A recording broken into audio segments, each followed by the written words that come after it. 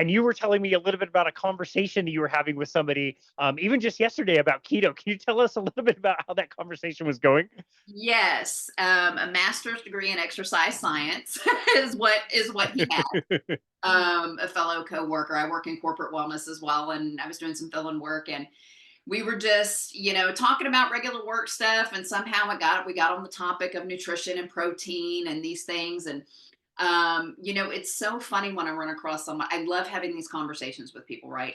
So, that let me pause, let them complete their thought, say what they have to say. And then instantly I said, well, have you heard about the rugby team that is basically mostly carnivore, and they're, how well they're doing in their sport? Because basically he was trying to tell me that if you were ketogenic or you were carnivore, you had no power, you had no speed, and again, it's that whole, I let them finish, I let them go through, and then I just throw out examples, right? Like, because it's not for me to sit there and like change your mind about these things, but I'm just going to throw out some examples and have you look.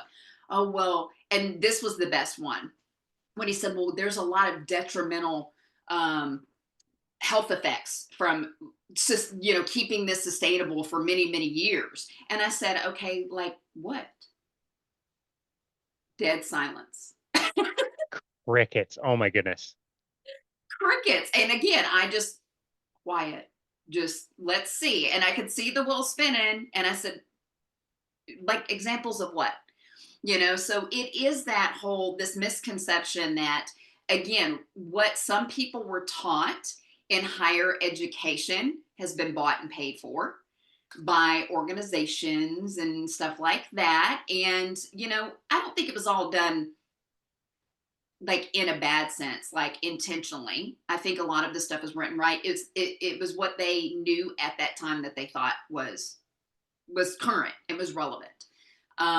But to not question science and to not question things that you're being taught later after other things come out, to me is just, it kind of blows my mind. Like, why Yeah. wouldn't we question these things, right? Yeah.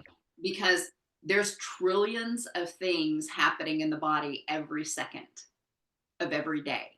So how do we think any 12-week study, how can we say a 12-week study tells us exactly what's happening in everybody's body? Not to mention most studies are done on college age males.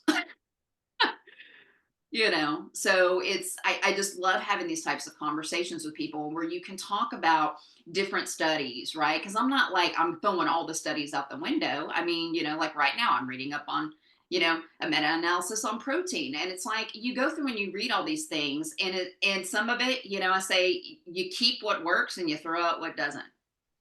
Yep. Just because a study tells me that these things may not be healthy and may not be right, I'm living proof of some of these studies being wrong. And I think that that's a key to like explaining to people, like, if you can't take somebody's personal story and say, hey, this has been working for you, I've been doing this for how many ever years I've been doing this, I am basically the epitome of health, and you're telling me I'm going to die. Yeah. Well said. Yeah.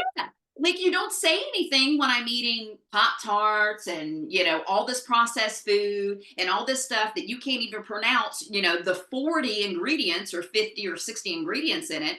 And that's not food. That's a food like substance. And I think that's a big problem with people. When they talk, they're like, oh my gosh, I couldn't give up that food, but it's not food. Yep. It's True. really not food.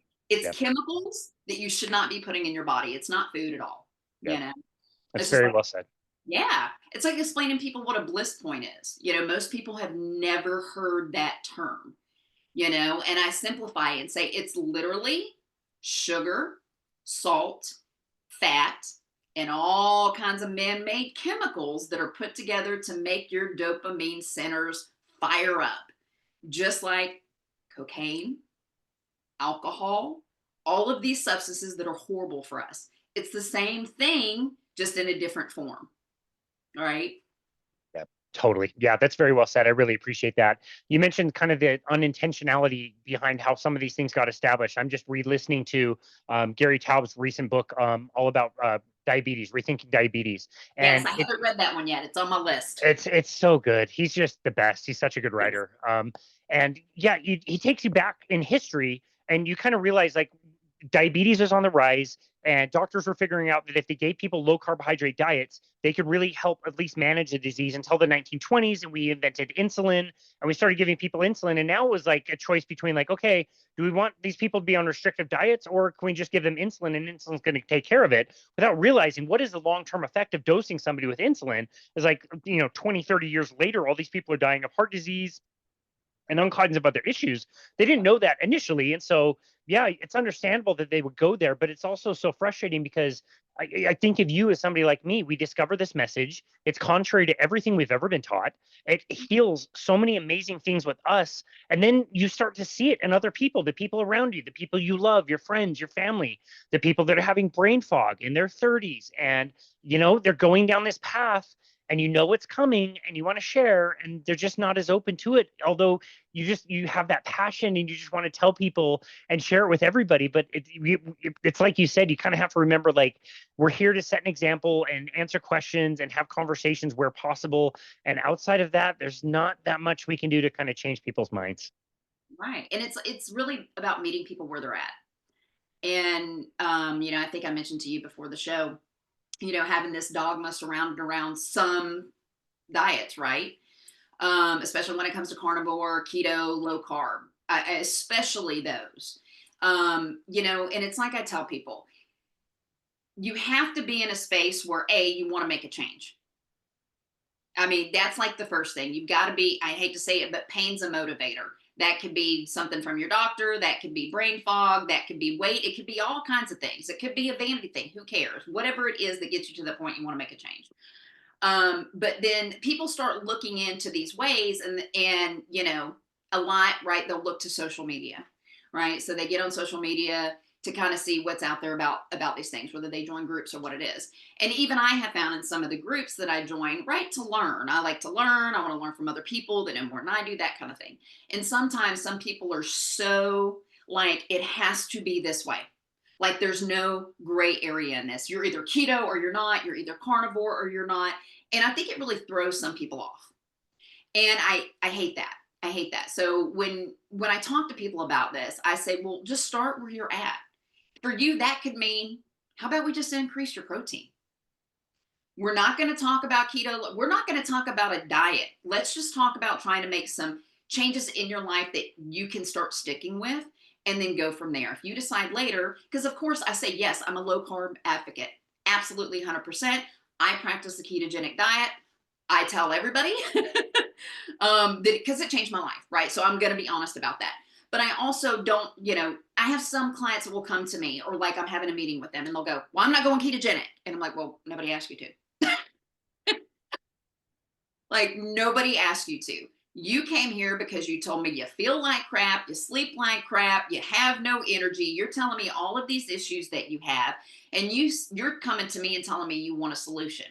Okay, so my solution for you is to meet you where you're at, and let's talk about some steps to get you where you want to go, right? And you're going to fail. You're going to suck at it sometimes, right? I mean, that's with anything in life. Like I am not perfect. That's why I say I'm low carb keto, because I'm not ketogenic all the time, right? And I'm not going to have this fallacy that I am, because I'm just not. But I know I feel my best. I think my best. I have depression. I have less fog. I have less of these things when I eat this way. And I thrive off of this. So um, I've been sober for a little over 12 years.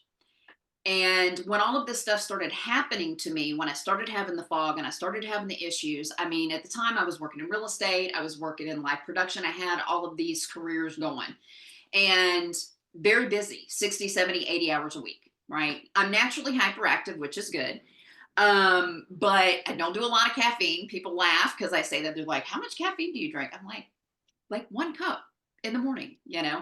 And I started not being that way.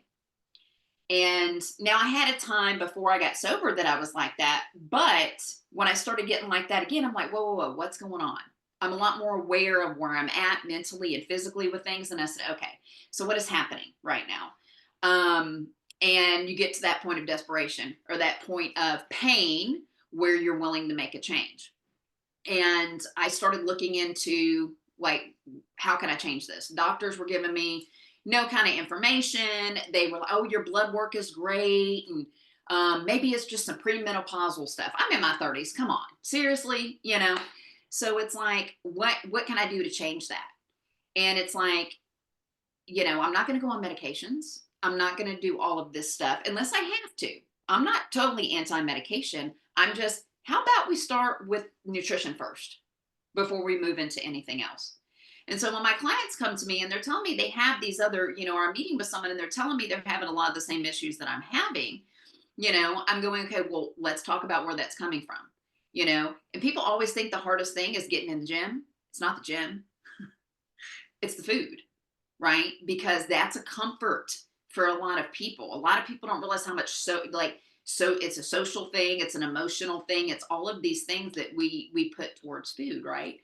And so when we are told that we need to maybe lessen some of these things, it's literally like taking a drug or alcohol from someone, you know, because we have this addiction point in the brain because there's so many chemicals and so much sugar and all of these things in this food that we're eating.